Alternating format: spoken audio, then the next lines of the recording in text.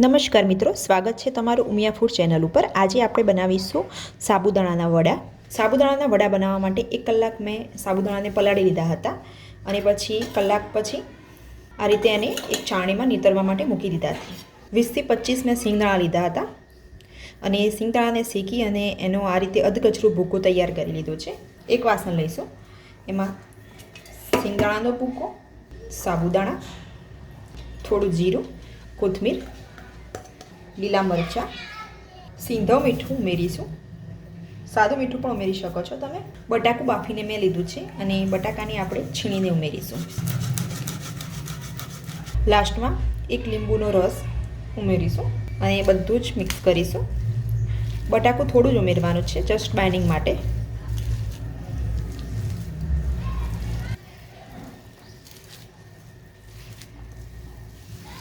લાલ મરચું પણ તમે અંદર ઉમેરી શકો છો। બંને હાથમાં તેલ લગાવી દઈશું।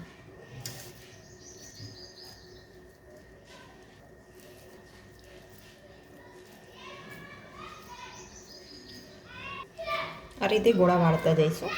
વચ્ચે લાગે તો તેલવાળા હાથ કરતા રહેવાનું છે। આ રીતે બંને હાથ તેલવાળા કરીશું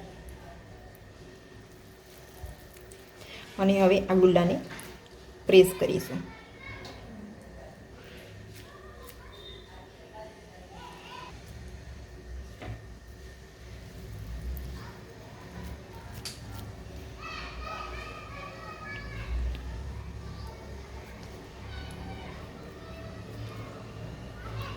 ફરીથી થોડું તેલ વાળું કરીશું।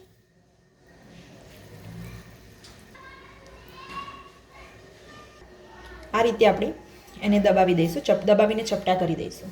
હવે તેલ એકદમ કડકડતું ગરમ કરવાનું છે।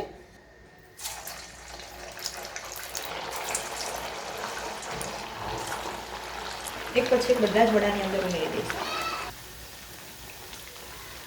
હવે એને ફ્લિપ કરીશું।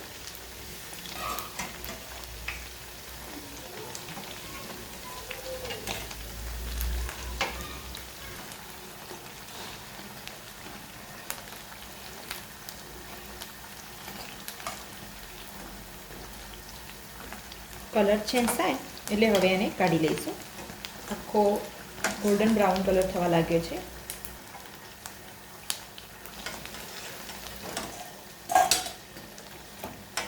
એ જ ઉકળતા તેલમાં ફરીથી વડા ઉમેરી દઈશું, જે વધેલા હોય એ બધા।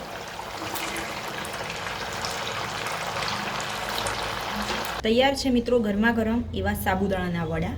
આ સાબુદાણાના વડાની ફરાળી ગ્રીન ચટણી સાથે ખાવાની ખૂબ મજા આવી જાય છે અને જો ઉપવાસમાં ના હોય તો તમે કેચઅપ પણ ખાઈ શકો છો એની જોડે, અને દહીં સાથે પણ ખૂબ ફાઇન લાગે છે। જો તમે આ સાબુદાણાની વાનગી બનાવવા માટે થોડું ધ્યાન રાખશો તો એકદમ સરસ બનશે।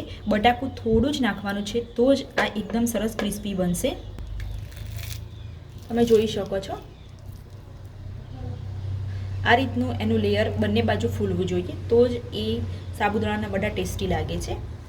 જો તમને મારી આ સાબુદાણાના વડાની રેસીપી પસંદ આવી હોય તો મારા વિડીયોને લાઈક કરો, શેર કરો અને મારી ચેનલને સબસ્ક્રાઈબ કરવાનું ભૂલતા નહીં। ધન્યવાદ।